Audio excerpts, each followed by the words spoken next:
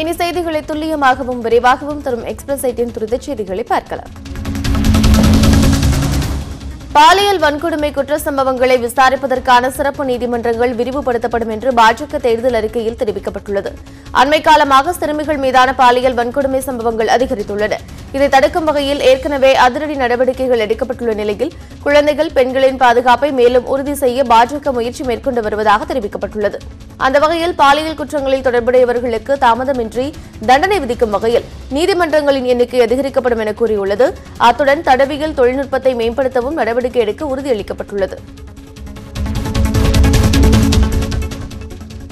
பாஜக மூத்த தலைவர்கள் எல்.கே. அத்வானி மற்றும் முரளி மனோகர் ஜோஷி ஆகியோரை பாஜக தலைவர் அமித்ஷா அவர்களது வீடுகளுக்கு சென்று சந்தித்தார். 75 வயதிற்கு மேற்பட்ட தலைவர்களுக்கு தேர்தலில் போட்டியிட வாய்ப்பு அளிப்பதில்லை என்று முடிவெடுக்கப்பட்டதை அடுத்து பாஜக மூத்த தலைவர்கள் அத்வானி, முரளி மனோகர் ஜோஷி ஆகியோருக்கு இந்த தேர்தலில் வாய்ப்பு அளிக்கப்படவில்லை.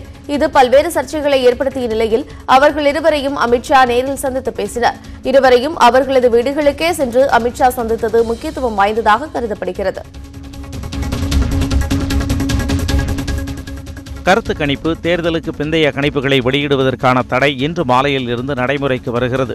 இந்தியா முழுவதும் 7 கட்டங்களாக மக்களவைத் தேர்தல் வாக்குப்பதிவு நடைபெறவுள்ளது. இதில் முதல் கட்ட தேர்தலுக்கான வாக்குப்பதிவு வரும் 11ஆம் தேதி நடைபெறுகிறது. இதற்கான தேர்தல் பிரச்சாரம் இன்று மாலையுடன் நிறைவடைகிறது. ஆந்திரம் உள்ளிட்ட பல்வேறு மாநிலங்களில் வாக்குப்பதிவு நடைபெறவுள்ள சூழ்நிலையில் தேர்தலுக்கான கருத்து கணிப்புகளை இன்று மாலையிலிருந்து வெளியிட தடை விதிக்கப்பட்டுள்ளது. கருத்து கணிப்புகளையோ வாக்குப்பதிவுக்கு பிந்தைய கணிப்புகளையோ இந்தியாவில் வெளியிடக்கூடாது என தேர்தல் ஆணையம் உத்தரவிட்டுள்ளது. திருப்பூர் தொழில்துறையை பாதிப்புக்குள்ளாக்கிய அதிமுக பாஜக கூட்டணி வாக்கு கேட்டு வர வேண்டாம் என மாநகர பகுதிகளில் ஒட்டப்பட்டுள்ள போஸ்டர்களால் பரபரப்பு ஏற்பட்டுள்ளது. பொள்ளாச்சி பாலியல் வழக்கில் குற்றவாளிகள் மீது நடவடிக்கை எடுப்பதில் மத்திய மாநில அரசு பாரபட்சம் காட்டியதால் பெண் குழந்தைகள் இருக்கும் பகுதிக்கு ஓட்டு கேட்டு வர வேண்டாம் என சுவரொட்டி ஒட்டியுள்ளனர். சபரிமலை விவகாரத்தில் கம்யூனிஸ்ட் கட்சியின் நடவடிக்கையை கண்டித்தும் ஐயப்ப பக்தர்கள் போஸ்டர் ஒட்டியுள்ளனர். அதில் ஐயப்ப பக்தர்கள் இருக்கும் வீடுகளில் திமுக, கம்யூனிஸ்டுகள் வாக்கு கேட்டு வர வேண்டாம் என எழுதப்பட்டுள்ளது.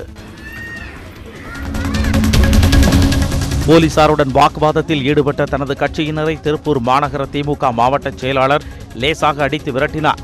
திருப்பூர் மக்களவை தொகுதியில் திமுக கூட்டணி கட்சியான இந்திய கம்யூனிஸ்ட் கட்சியின் வேட்பாளர் சுப்பராயனை ஆதரித்து கரட்டாங்காடு பகுதியில் பிரச்சார பொதுக்கூட்டம் நடைபெற்றது.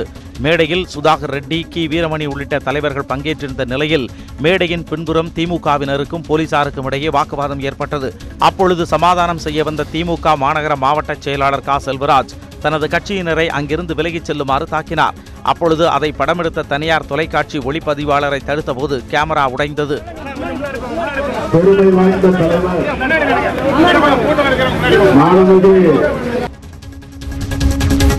சத்தீஸ்கர் முதலமைச்சர் பூபேஷ் பாகலுக்கு புதுக்கோட்டையிலிருந்து பாஜக இளைஞர் அணியினர் கொரியர் மூலம் மூக்கு கண்ணாடியை அனுப்பி வைத்தனர். மக்களவைத் தேர்தலில் மக்கள் சுயரூபத்தை காட்ட தயாராகி கொண்டிருக்கிறார்கள் என்றும் உங்களது முகத்தை நீங்களே பார்த்துக் கொள்ளுங்கள் என்று கூறி முகம் பார்க்கும் கண்ணாடியை பிரதமர் மோடிக்கு சில நாட்களுக்கு முன் காங்கிரஸ் கட்சியைச் சேர்ந்த சத்தீஸ்கர் முதலமைச்சர் பூபேஷ் பாகல் பரிசாக அனுப்பினார். இதற்கு எதிர்ப்பு தெரிவித்த பாஜகவினர் அவருக்கு மூக்கு கண்ணாடி அனுப்பியுள்ளனர். நரேந்திர மோடிதான் இந்தியாவின் முகமாக மாறியுள்ளார் என்றும் அதை நாங்கள் அனுப்பிய மூக்கு கண்ணாடியை அணிந்து சரியான பார்வையை பார்க்கவும் என்றும் கூறியுள்ளனர். நீலகிரியில் பிரச்சாரம் செய்ய வந்த முதலமைச்சரின் பாதுகாப்பு வாகனங்களுடன் சந்தேகமளிக்கும் வகையில் பின்தொடர்ந்து வந்த காரில் 17 லட்சம் ரூபாய் கணக்கில் வராத பணம் பறிமுதல் செய்யப்பட்டது. நீலகிரி அதிமுக மக்களவை வேட்பாளர் தியாகராஜனை ஆதரித்து பிரச்சாரம் செய்ய எடப்பாடி பழனிசாமி குன்னூரிலிருந்து உதகைக்கு வந்து கொண்டிருந்தார். அப்பொழுது பாதுகாப்பு வாகனங்களுடன் சந்தேகமளிக்கும் வகையில் வேகமாக வந்த ஒரு காரை எள்ளநள்ளி பகுதியில் தேர்தல் பறக்கும் படையினர் தடுத்து நிறுத்தி சோதனையிட்டனர். அதில் முறையான ஆவணங்கள் என்று இருந்த 17 லட்சம் ரூபாய் பணத்தை பறிமுதல் செய்தனர். பிடிபட்ட பணம் எள்ளநள்ளி பகுதியில் செயல்பட்டு வரும் தனியார் தொழிற்சாலையிலிருந்து எடுத்துச் செல்லப்பட்ட பணம் என்பது தெரியவந்துள்ளது. தருமபுரியில் தேர்தல் பறக்கும் படையினர் நடத்திய சோதனையில் 1,24,22,000 ரூபாய் பணம் பறிமுதல் செய்யப்பட்டுள்ளது. நல்லம்பள்ளியில் பறக்கும் படை அதிகாரிகள் சோதனையில் ஈடுபட்டிருந்தனர். அப்பொழுது அங்கு வேகமாக வந்த மாருதி ஆமணி வேனை மறித்து சோதனையிட்டனர். அதில் கட்டுக்கட்டாக இருந்த பணத்தை பறிமுதல் செய்தனர். தொப்பூர் சுங்கச்சாவடியில் 2 நாள் வசூலான பணத்தை வங்கியில் கட்டுவதற்காக ஊழியர்கள் எடுத்து வந்ததாக கூறப்படுகிறது. இருப்பினும் அதற்குரிய ஆவணம் இல்லாமல் கொண்டு வரப்பட்டதால் அந்த பணத்தை தருமபுரி வட்டாட்சியரிடம் பறக்கும் படையினர் ஒப்படைத்தனர். சிதம்பரம் அருகே புவனகிரி தொகுதியில் பறக்கும் படை அதிகாரிகளின் வாகன சோதனைகளில் 4,12,000 ரூபாய் பணம் பறிமுதல் செய்யப்பட்டுள்ளது. வயலூர் கிராமத்தில் அதிகாரிகள் வாகன சோதனை செய்தனர். அப்பொழுது ஒரு காரில் வந்த புதுச்சேரியைச் சேர்ந்த சரத்குமார் என்பவரிடம் சோதனை நடத்தப்பட்டது. அதில் அவரிடம் உரிய ஆவணங்கள் இல்லாமல் இருந்த 3,60,594 ரூபாய் பணம் பறிமுதல் செய்யப்பட்டது. இதேபோல் மற்றொரு பறக்கும் படை அதிகாரி ஜெயந்தி தலைமையில் சேத்தியாத்தோப்பு அருகே நடந்த சோதனையில் கணக்கில் வராத 51,500 ரூபாய் பணம் பறிமுதல் செய்யப்பட்டது. இந்த பணம் சிதம்பரம் சார்நிலை கருவூலத்தில் ஒப்படைக்கப்பட்டது. நாட்டில் உள்ள கல்வி நிறுவனங்களின் தரம் மற்றும் அவற்றின் செயல்பாடுகளின் அடிப்படையில் ஆண்டுதோறும் மத்திய மனித மேம்பாட்டு அமைச்சகம் சார்பில் தேசிய தரவரிசை பட்டியல் கட்டமைக்கப்படுகிறது. அந்த வகையில் நடப்பு 2019 ஆண்டுக்கான தேசிய தரவரிசை பட்டியலை குடியரசுத் தலைவர் ராம்நாத் கோவிந்த் நேற்று வெளியிட்டார்.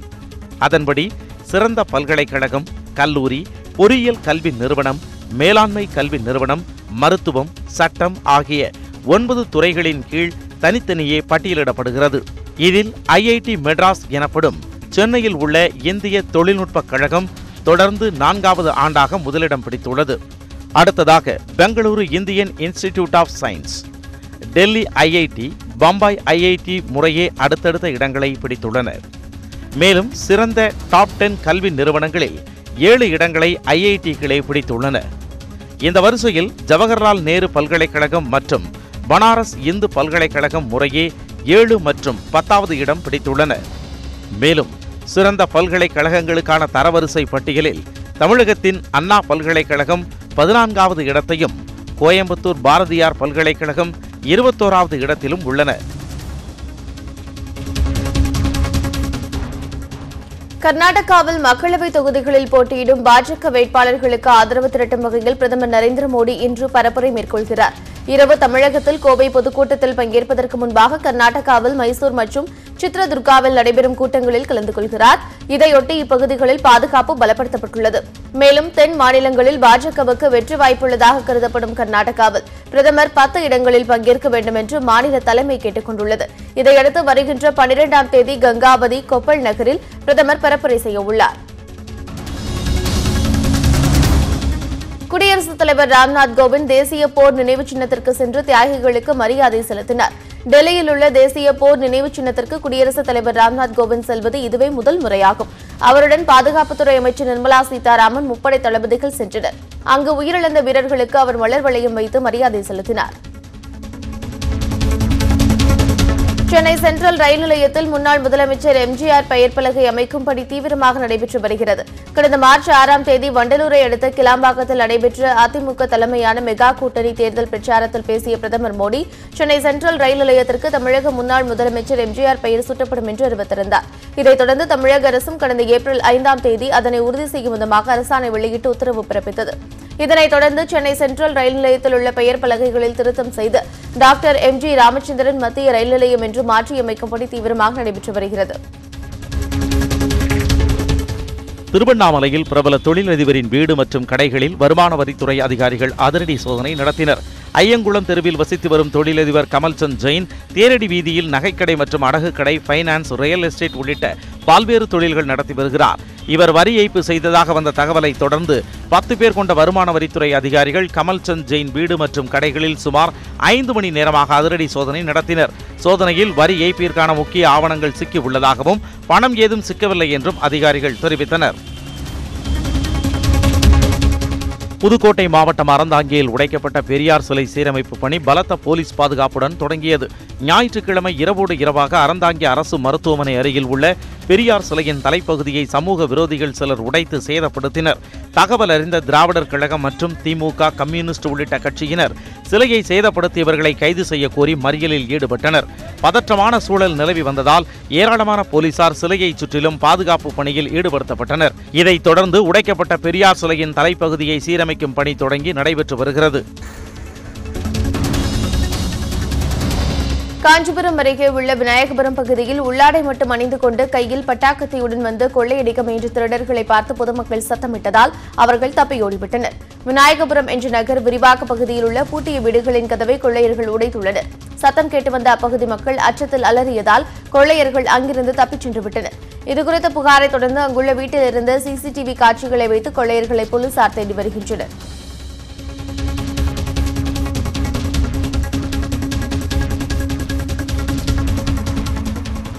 வெளிநாட்டிலிருந்து கொண்டுவரப்பட்ட கழிவுப் பொருட்களை கண்டெய்னர்களில் ஏற்றி வந்து நெல்லை மாவட்டம் தென்காசி அருகே கொட்ட முயன்றவர்களை பிடித்து சுகாதாரத்துறை மற்றும் காவல்துறை அதிகாரிகள் விசாரித்து வருகின்றனர். வெளிநாட்டிலிருந்து கப்பல் மூலம் தூத்துக்குடிக்கு வந்த இந்த கழிவுகள் அங்கிருந்து கண்டெய்னர்கள் மூலம் லாரிகளில் ஏற்றி இங்கு கொண்டு வந்ததாக ஓட்டுநர்கள் தெரிவித்தனர்.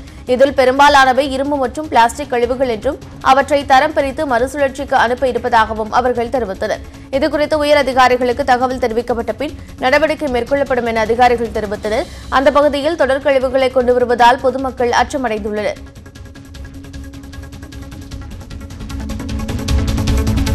சிதம்பரம் அண்ணாமலை பல்கலைக்கழக விடுதி மாணவர்கள் 200க்கும் மேற்பட்டோர் மீண்டும் பல்கலைக்கழக வளாகத்தில் தர்ணா போராட்டத்தில் ஈடுபட்டனர். பூமா கோயில் அருகே கூடிய அவர்கள் தரையில் அமர்ந்து போராட்டத்தில் ஈடுபட்டனர். முன் அறிவிப்பின்றி விடுதி கட்டணம் உயர்த்தப்பட்டதை கண்டித்து அவர்கள் கண்டன முழக்கம் எழுப்பினர். உயர்த்தப்பட்ட கட்டணத்தை திரும்ப பெறாவிட்டால் தேர்தலை புறக்கணிப்போம் என மாணவர்கள் தெரிவித்தனர். விடுதி கட்டணத்தை ரத்து செய்ய கோரி பலமுறை போராட்டம் நடத்தியும் பல்கலைக்கழக நிர்வாகம் கண்டுகொள்ளவில்லை என குற்றம் சாட்டினர். அவர்களுடன் போலீசார் நடத்திய பேச்சுவார்த்தையை தொடர்ந்து அவர்கள் சமாதானமடைந்தனர். மதுரையில் இளைஞர் வெட்டி கொலை செய்யப்பட்ட வழக்கில் இந்து அமைப்பைச் சேர்ந்த 4 பேர் திருமங்கலம் நீதிமன்றத்தில் சரணடைந்தனர். சோலை அழகுபுரத்தில் கடந்த 2 தினங்களுக்கு முன்பு மதிச்சியத்தைச் சேர்ந்த ஐயப்பன் என்பவர் 6 பேர் கொண்ட கும்பலால் படுகொலை செய்யப்பட்டார். கொலையாளிகளை ஜெய்ஹிந்த்புரம் போலீசார் தேடி வந்த நிலையில் கொலையில் சம்பந்தப்பட்ட இந்து இளைஞர் சேனை அமைப்பைச் சேர்ந்த சதீஷ், அருள்முருகன், ஜெய்கணேஷ், விக்னேஷ் உள்ளிட்ட 4 பேர் திருமங்கலம் குற்றவியல் நடுவர் நீதிமன்றத்தில் சரணடைந்தனர். வழக்கை விசாரித்த நீதிபதி பாரதி 4 பேரையும் 15 நாள் நீதிமன்ற காவலில் வைக்க உத்தரவிட்டார். இதனையடுத்து 4 பேரும் மதுரை மத்திய சிறையில் அடைக்கப்பட்டனர். புதுக்கோட்டை மாவட்டத்தில் புகழ்பெற்ற நார்த்தாமலை ஸ்ரீ முத்துமாரியம்மன் கோவிலின் தேரோட்ட திருவிழா விமர்சையாக நடைபெற்றது. கடந்த 31ஆம் தேதி நார்த்தாமலை முத்துமாரியம்மன் கோவில் பங்குனி திருவிழா கொடியேற்றத்துடன் தொடங்கியது. இதனை முன்னிட்டு கடந்த 8 நாட்களாக அம்மன் வீதி உலா காட்சிகள் மற்றும் சிறப்பு அபிஷேக பூஜைகள் நடந்து வந்த நிலையில் 9வது நாளான நேற்று தேரோட்ட திருவிழா நடைபெற்றது. அலங்கரிக்கப்பட்ட தேரில் முத்துமாரியம்மன் எழுந்தருள ஆயிரக்கணக்கான பக்தர்கள் தேரை வடம் பிடித்து இழுத்தனர்.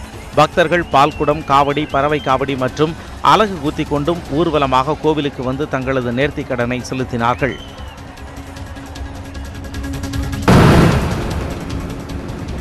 கொத்தடிமையாக ஆடு மேய்க்க அமர்த்தப்பட்ட விழுப்புரத்தைச் சேர்ந்த 5 சிறுவர்கள் நாகை அருகே மீட்கப்பட்டனர்.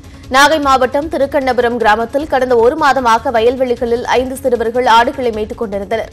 இதைக் கண்ட கிராமவாசிகள் நாகப்பட்டினம் வருவாய் கோட்டாட்சியருக்கு கமல் கிஷோருக்கு தகவல் கொடுத்தனர்.